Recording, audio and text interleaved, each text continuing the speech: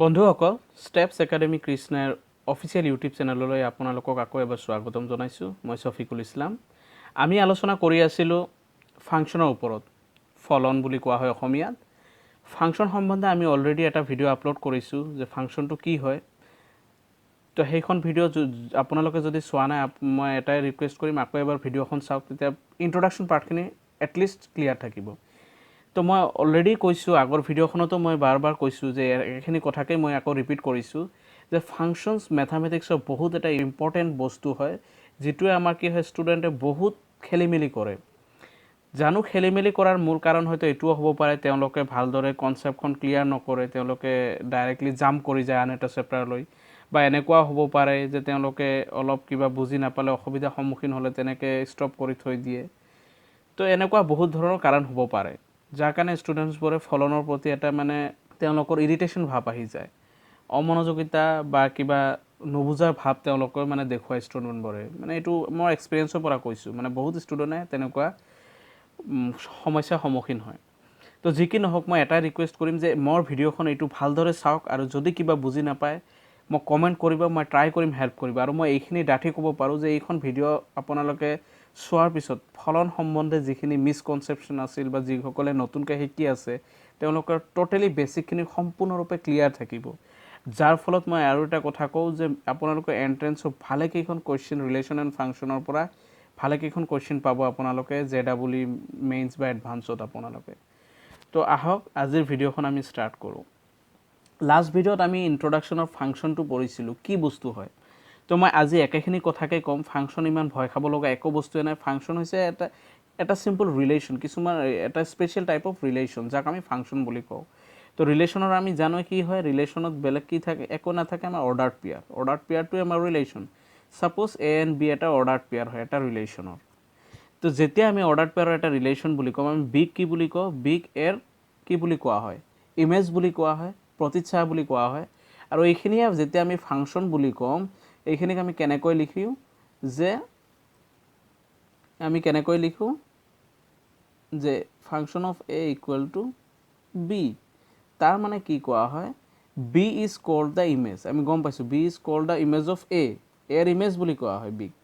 এৰ প্ৰতিচ্ছায়া বুলি কোৱা হয়। কাৰ ক্ষেত্ৰত, আণ্ডাৰ এফ, এফৰ আণ্ডাৰত বুলি কোৱা হয়। তো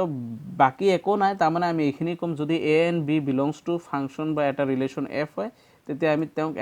তেওঁলোকক এনেকৈ লিখিব পাৰিম আমি যে F of A equal to B. So' I hope এইখিনি বস্তু আমি ক্লিয়াৰ হৈ থাকিলোঁ। এতিয়াৰ পৰা আমি নেক্সট যেতিয়াই যাম আমি ফাংচন সম্বন্ধে আলোচনা কৰিম, আমি এনেকুৱাকৈ ইমেজখিনি ৰিপ্ৰেজেণ্ট কৰিম। যেনেকুৱা যিকোনো এলিমেণ্টৰ এটা ইমেজ, ছাপ'জ এ এটা এলিমেণ্টৰ যদি ইমেজ বি হয়, আমি F of A equal to B লিখিম। বা এনেকৈও লিখিব পাৰোঁ F of X equal to, যদি X and Y ordered pair হয়, F of X equal to আমি ৱাই লিখিম। আৰু এটা কথা কওঁ যে এনেকুৱাকৈ আমি লিখিব পাৰোঁ, চিম্পুল, বাকী একো ইমান ভাবিব লগা কথা নাই। তো let us come to the today's ভিডিঅ'ত আমি কি শিকিম, আমি এই ভিডিঅ'ত আমি ক'ৰ পৰা আলোচনা কৰিম। তো ইয়াতে মই দুটা ডেফিনেশ্যন, চিম্পল ফাংচনছ বুলি কয়, real functions and real valued functions, এই দুটাৰ মাজত পাৰ্থক্য কি। এটা হৈছে ৰিয়েল ভেলুড ফাংচন আৰু এটা হৈছে ৰিয়েল ফাংচন। অসমীয়াত কোৱা হয় বাস্তৱ ফলন।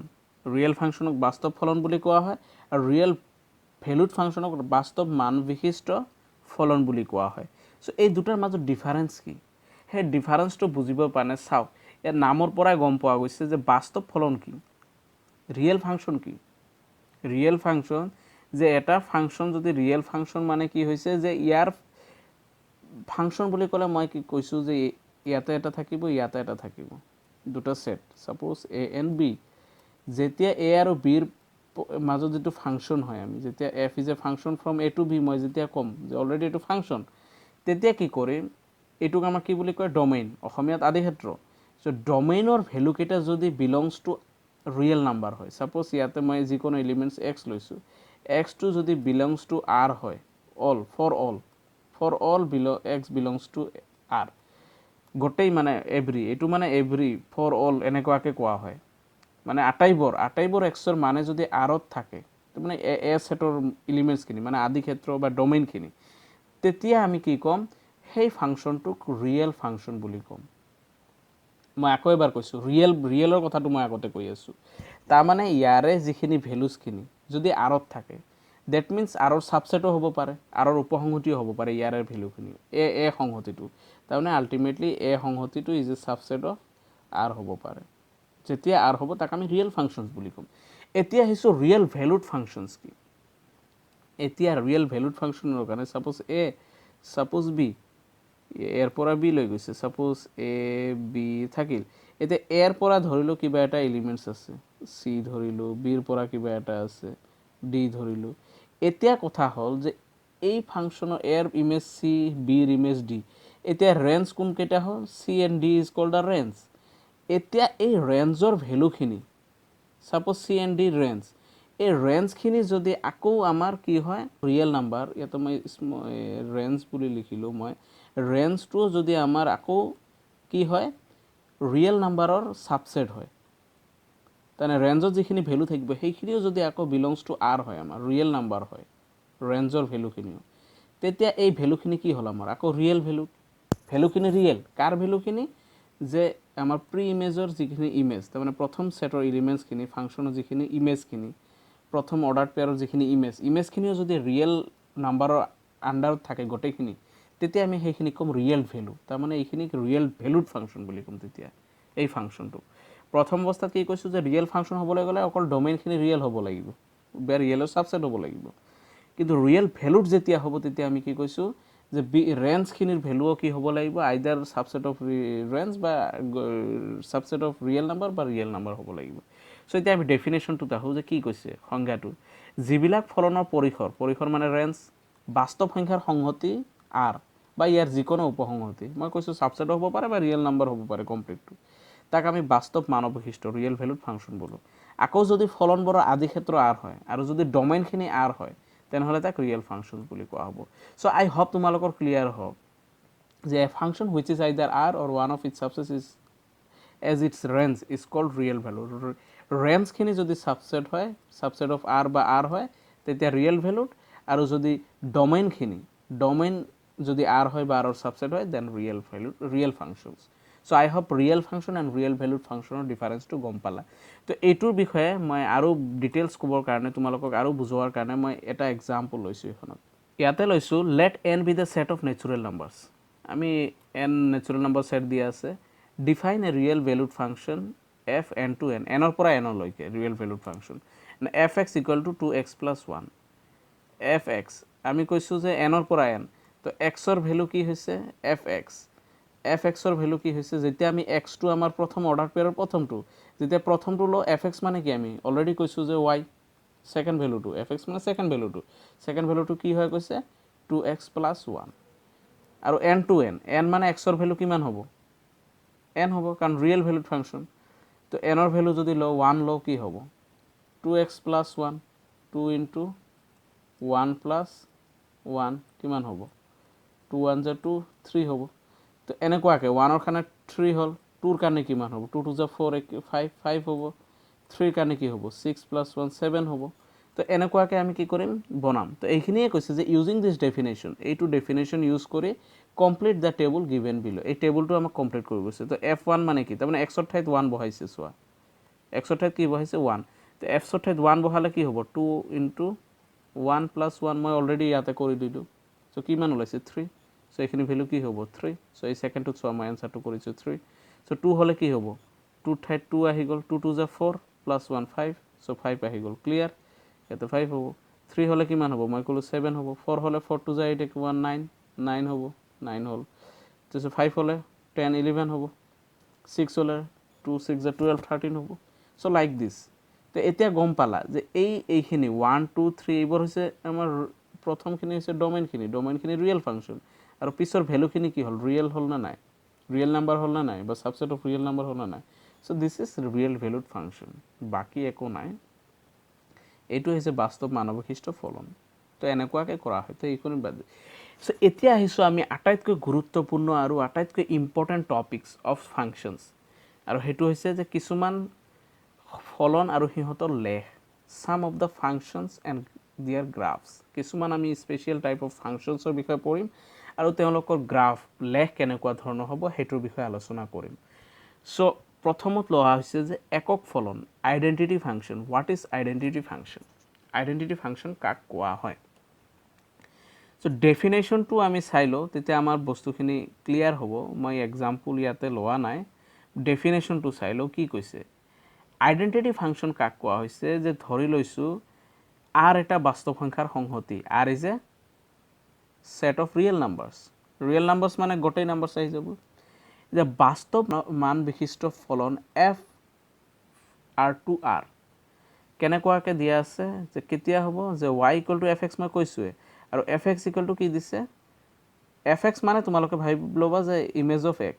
বাকি একো নহয় তাৰমানে y ইমেজ অফ x কি যদি অৰ্ডাৰ পেয়াৰ y হয় তো fx টো কেনেকৈ দিছে ইমেজটো কেনেকৈ লিখিছে = x লিখিছে আৰু যেতিয়া এইটো হ'ব তেতিয়া আমি সেই ফাংচনটো কি ফাংচন বুলি ক'ম আইডেন্টিটি বাকি একো নহয় আৰু x ৰ ভ্যালু কি all real numbers x belongs to all real numbers মই আকৌ এবাৰ কৈছো মনোযোগেৰে তোমালোকে চেষ্টা কৰিবা ট্ৰাই টু আন্ডাৰষ্টেণ্ড ইট ক্লিয়াৰলি যে কি কৈছে যে ডিফাইনেশ্যনটো এনেকৈ হ'ব লাগিব r2 r ফাংচন আৰু fx = x y মানে fx for each x belongs to x তেতিয়া এনেকুৱা ফাংচনক আমি আইডেন্টিটি ফাংচন বুলি ক'ম একক ফলন বুলি কোৱা হ'ম এতিয়া মোক কোৱা যেতিয়া এইটো fx ৰ ভ্যালু x হৈ আছে তো মই যদি দুটা লওঁ r2 r কৈছে তো ইয়াতো r ইয়াতো r তো r যিকোনো হ'ব পাৰে সাপোজ ইয়াতে মই 2 3 5 লম তো কি কৈছে যে যদি x ৰ ভ্যালু 2 হয় এটো প্ৰথম সেটটো x সেকেন্ড সেটটো y y মানে fx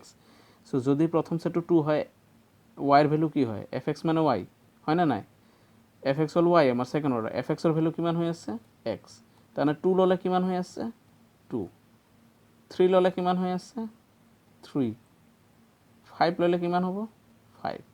তাৰ মানে এনেকুৱা ধৰণৰ মানে নিজে নিজৰ যদি ৰিলেশনটো থাকে নিজৰ লগত নিজৰ মানে fx = যেটো ইনপুট দিম হেতুই আমাৰ आंसर y ৰ ভ্যালু x ৰ ভ্যালু যি হ'ব y ৰ ভ্যালু ওহিমানে হ'ব অৰ্ডাৰ পেয়াৰৰ এন্ড ফৰ অল মানে তোমাৰ যেটো ৰিয়েল নাম্বাৰ প্ৰত্যেকটো x ৰ কাৰণে যিমানখিনি কি থাকিব তোমাৰ ডোমেইন থাকিব প্ৰতিটোৰ কাৰণে তো তা মানে আলটিমেটলি কি যে domain and range R equal হয় না নাই তো সেইখিনি হৈছে তো এনেকুৱা ফাংচনক আমি কি বুলি কম আইডেন্টিটি ৰিলেশন সো হিয়াৰ ডোমেইন কি হ'ব মই কৈ এটা ডোমেইন কি হ'ব এনি ভ্যালু অফ r তো ডোমেইন r এ হ'ব সব ভ্যালু অফ r ৰেঞ্জ কি হ'ব এটু জি হ'ব হেতু হেই আহি আছে একে আহি আছে 2 হলে 2 আহি আছে 5 হলে 5 আহি আছে দ্যাট মিন্স কি আৰু হে তোমাৰ ৰেঞ্জৰ ভ্যালু হেতুৱে হ'ব ডোমেইনৰ ভ্যালু এটা সো ডোমেইন যদি r হয় ৰিয়েল নাম্বাৰ হয় ৰেঞ্জও r হ'ব সো যেটো ফাংশনৰ আইডেন্টিটি ফাংশনতে হেতুৱে হৈ আছে আমাৰ আলটিমেটলি কি হৈ আছে যে ইনপুট যেটো হ'ব x ৰ ভ্যালু যেটো হ'ব y ৰ ভ্যালু হেতুৱে হ'ব fx ৰ ভ্যালু হেতুৱে হ'ব ক্লিয়াৰ এতিয়া যদি মই গ্ৰাফ আঁকো তোমালোকে নিশ্চয় গ্ৰাফ আঁকা শিকিছা তো গ্ৰাফ যদি আমি আঁকো কেনেকুৱা হ'ব সোৱা গ্ৰাফটো কেনেকুৱা হ'ব গ্ৰাফটো বহুত ইম্পৰ্টেন্ট তোমালোকে এন্ট্ৰেন্সত গ্ৰাফ বা তোমালোকে এনে বোৰ্ড এক্সামতো পাবা গ্ৰাফ যেতিয়া আঁকিম আমি কৈছো একৰ কাৰণে এক হ'ব অৰ্ডাৰ পেয়াৰ কাৰণ fx = x 2 ললে 2 হ'ব মানে x ৰ ভ্যালু যি লম y ৰ ভ্যালু হেতুৱে পাই আছো হয় না নাই সো এতিয়া যদি x ত সোৱা এতে 1 ধৰি ললো মই এটু 3 ধৰি ললো 1 হলে কি হ'ব 1 ত যাব 3 হলে 3 যাব 1 হলে 1 এটু 2 হলে 2 এটু 3 হলে 3 এটু 4 হলে 4 এটু যদি -1 হয় কি হ'ব জি x ৰ ভ্যালু যি হ'ব y ৰ ভ্যালু হ'ব -1 হ'ব সো যদি ইপিনে -1 হলে -1 এটু -2 হলে এটু -3 হলে এনেকুৱা তো আলটিমেটলি ইয়াতে যদি আমি গ্ৰাফটানো কি হ'ব গ্ৰাফটো কাৰ পিনে দি যাব থ্ৰু দা অৰিজিন তো হেতুৱে কৈছে যদি আমি লেখত আকো লেখডাল কেনে এটা সৰল ৰেখা হ'ব ইয়াতে কৈছে যে লেখটো এডাল সৰল ৰেখা আৰু লেখডাল মূল বিন্দুৰ মাজেৰে যায় the graph will be a straight line মনত ৰাখিবা straight line হ'ব and it passes through the origin so this is the graph of identity relation I hope identity function তোমালোকৰ ক্লিয়াৰ ইয়াতে তো নেক্সট এটা লৈছো ধ্ৰুবক ফলন বুলি কোৱা হয় কনস্ট্যান্ট ফাংশন নামটোৱে কনস্ট্যান্ট ধ্ৰুবক বুলি কৈছে কনস্ট্যান্ট মানে ৰিজাল্ট একেটাই সাপোজ ইয়াতে আমি এটা ফাংশন লৈছো ইয়াতে এটা সেট ইয়াতে এটা সেট সাপোজ ইয়াতে 2 -1 3 5 ইয়াতে জি ভ্যালু লো মই কৈছো ইয়াতে 5 পাম জি ভ্যালু লো ইৰেসপেক্টিভ যে 2 ললো 5 এটো ফাংশন হ'ব না নাই আমি পাইছো যে ইয়াৰে গোটে কেটা এসোসিয়েট হৈ থাকিব লাগিব গোটে কেটাৰে কি থাকিব লাগিব এটোৰ কথা নাই যে গোটে কেটাৰে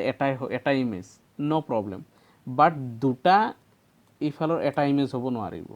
মানে কি সৰি এটাৰ কাৰণে দুটা ইমেজ থাকিব নোৱাৰিব তেতিয়া এইটো ফাংচন নহ'ব কিন্তু এইটো ফাংচন হৈ আছে এতিয়া সব গোটেইকেইটাৰ কাৰণে ৰিজাল্ট কি হৈ আছে 5 তাৰমানে এটা তো ইয়াতে যিমান আমাৰ ইয়াতে যিমান এলিমেন্টস থাকিব গোটেইকেইটাৰে যদি ইমেজ এটাই হৈ যায় তেতিয়া এনেকুৱা ফাংচনক আমি কনস্ট্যান্ট ফাংচন বুলি কম আৰু এইটো কেনেকুৱাকে লিখা হয় fx fx ৰ ভ্যালু কিমান হৈ আছে আমাৰ ইয়াতে 5 ধৰি ললো এইটো এটা সাম কনস্ট্যান্ট c ইয়াতে এইটো ক্ষেত্ৰত আমাৰ fx ৰ ভ্যালু কিমান হৈ আছে